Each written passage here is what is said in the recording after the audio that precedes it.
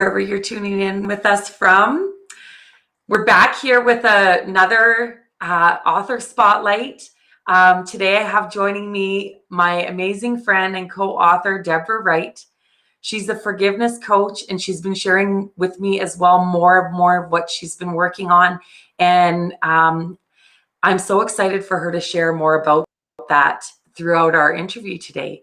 Welcome, Deborah. How are you? I'm great. Thank you, Roxanne. Thank you so much for having me on today. This is amazing. I appreciate being here.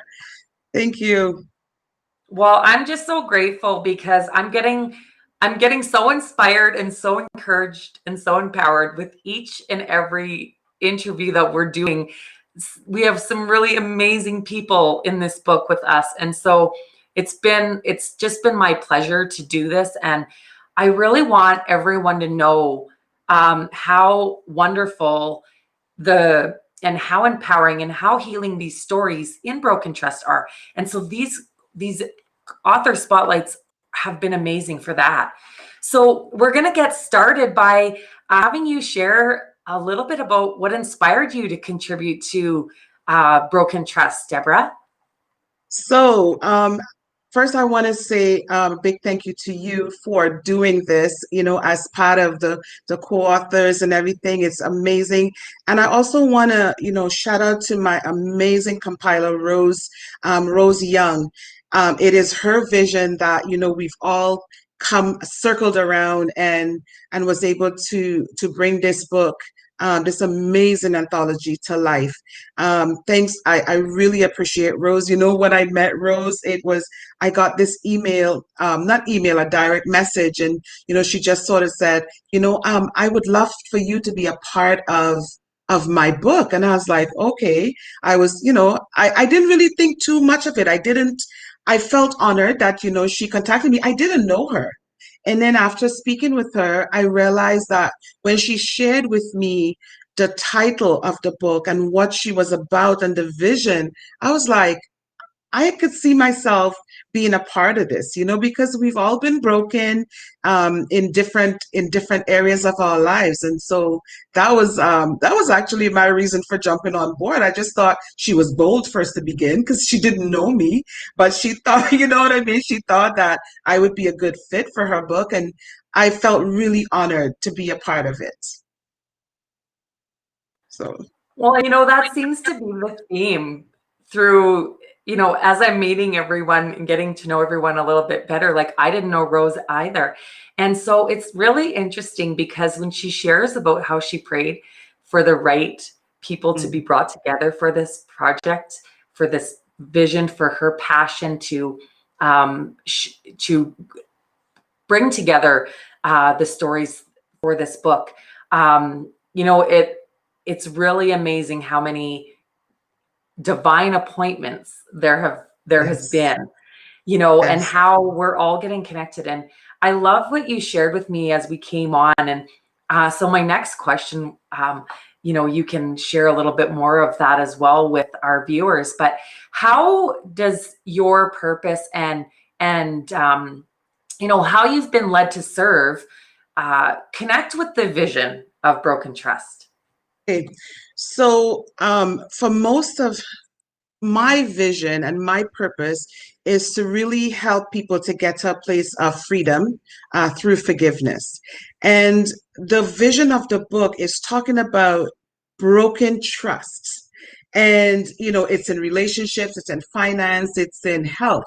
And as a matter of fact, I could have written on every section of that book, because what a lot of people don't realize is that when you're broken in relationships, it affects your finances and it affects your health.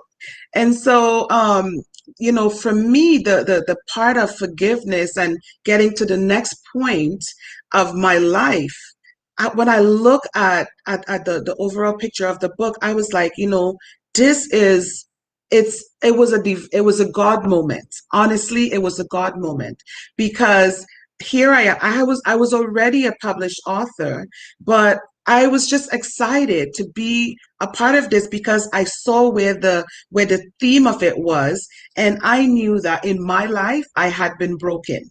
I had been very broken. If I can just share just a little bit, I had gone through a divorce.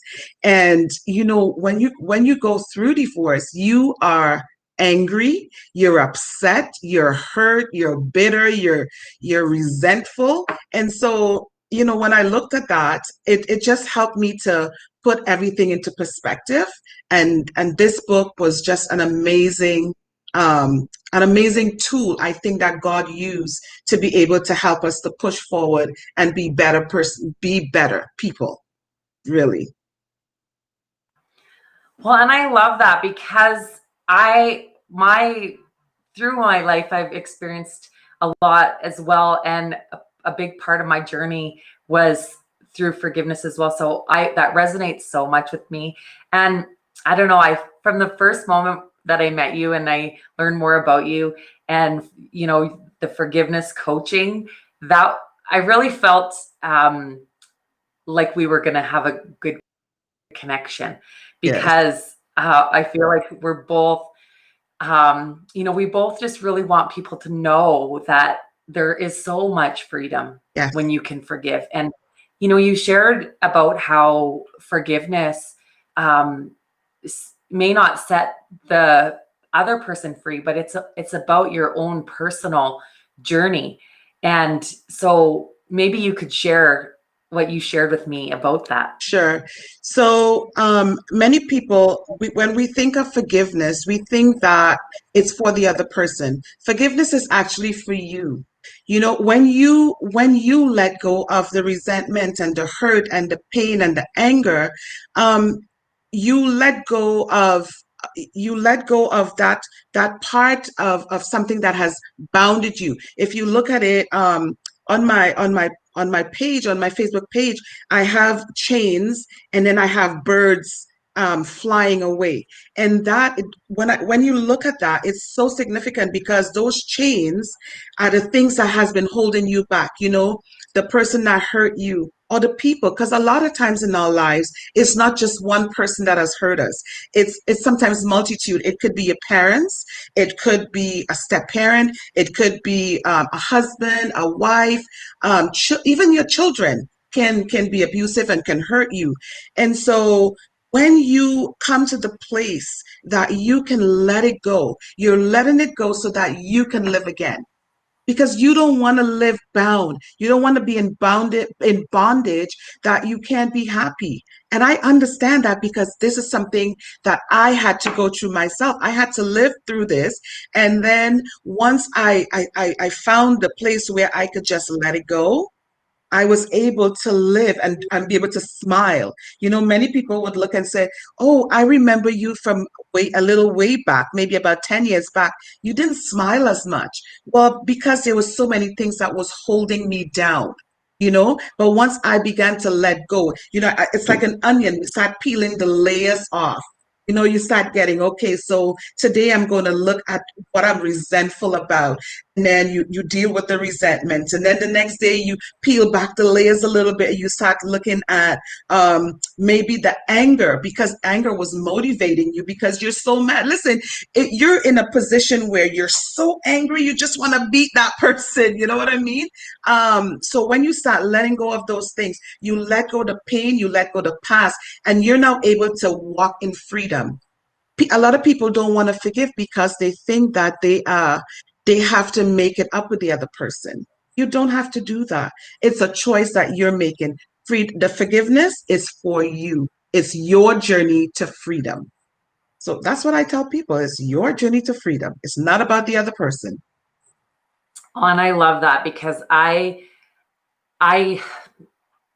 I was told that too. And when I finally understood it, and when I finally Hmm. understood what freedom felt like, I just thought, wow, I really wasted a lot of time. And I think that's why I feel always so led to share my story because I don't want anyone to waste any more time being angry, resentful, shame, Mm. all of those things that I had experienced myself.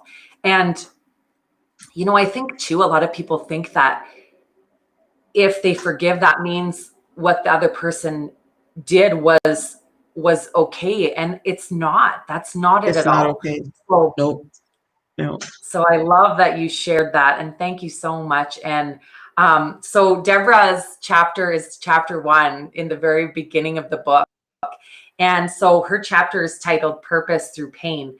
And I haven't read this book in order, but I did read Deborah's story first because, I opened the book when I received my first copy, and I looked at the beginning, and then of course, I went to my chapter because, I think when I wrote my chapter, I Mm. I was ready to share my story, but there was a couple of people that, I really wasn't sure. But I knew that they cared for me and that they loved me and that they would support me and be proud of how far I had come. So make sure that you to Deborah and get a signed copy of Broken Trust. And I also have copies. So for anyone who wants to get a copy, I can tell you, and I know Deborah will second this, that there's so many amazing, inspiring, empowering, healing stories throughout this book. Yes, there are absolutely a lot. All the stories actually are very amazing, every last one of them. And if I can share something, the day that we had our launch, just before the launch, I think it was a week before the launch, I got an email at almost midnight. And I don't know what made me open my, like, I usually turn off all my data and stuff, but I decided to open my phone, and I looked at the message, and the young lady was saying, I never do this. This is not something I do, but I picked up the book today that I wasn't going to pick up today because it was raining in Toronto. And she said, when I opened it, I was going to go to my friend's chapter. But for some reason, your chapter at the front of it, I was drawn to it. And she's like, she was sharing, that what she was dealing with was exactly what I had wrote in the book. And the scripture that I used, which was Jeremiah 29:11, she had seen it at a client's house 4 hours before she read it. And then she read it, and she read it again in my chapter. And she was in tears. She was, letting me know that, what it did for her. And you know what? I'm so happy that, the chapter was able to help someone else. And I think that is our purpose with this book, is that we are able to empower people, to let them know that you're not alone, and every chapter in this book is special. Like, Rose, if she had picked this, I think God had something to do with this. As we all keep saying, it was a God moment, because every one of the co-authors in this book, their stories are unique, but they can reach a far-reaching audience, and so it was such a blessing to me to get that, that feedback. I responded to her, but I have never heard from her again. But that's okay, because the job that was supposed to be done was done. So for me, if it was just one person that I could touch, I am grateful and I'm thankful for the opportunity to be able to do that, because that's one more person that I would have never had the opportunity to touch, had I just put it out maybe by itself. But because there's so much of us, there's 31 of us. That's a village. You know how much we can do, to help humanity. So I just love this. It's awesome. It's really awesome. Me too. I really love it. And, that was actually one of the things that really drew me as well to your chapter. And I don't think I shared that with you, but Jeremiah 29:11, that is the scripture verse that was chosen when my son received his blessing from our community church. And so that scripture has, it's a powerful, I mean, there's so many powerful ones, but Yeah. I really, really can see how, that the way she experienced your chapter. And I agree. Like, I've had a couple of people reach out and thank me too, because they really needed to read my chapter. And I think I feel the same way, Deborah. Like, if I can help just one more person because I was a part of this, or I can help. My mission with our spotlighting is to get as many people to be able to read these amazing chapters and this amazing book. And so thank you so much for that. And You're welcome. I wanted you to just, you touched on it a little bit, but I wanted you to share a little bit of more of who you were hoping to impact with this. Like you shared about the woman, but you didn't even know who she was. So for the people that are listening, if they know someone that kind of fits that description of the person that you were hoping to impact, who would that be? It would be the person that I want to impact is that person that is really struggling, that have had broken trust in relationships. That woman that, you had, say, multiple, you've had, boyfriends or a husband and, multiple partners, because sometimes we don't realize the things that bound us. And so for that person that have, and you remember the person, you're struggling with memories and living in the past, and trying to marry those two and not being able to move forward. There's a reason for that a lot of times. So that for that person, for that, it doesn't even just have to be a woman, because men go through this as well. It's just that us as women, we deal with it differently. But it's that person that is struggling in the area of relationships and being able to let go of the past and live in the present. So that would be the person that I am really talking to without giving away the story. So, but that's who I'm targeting, really. So Well, yeah.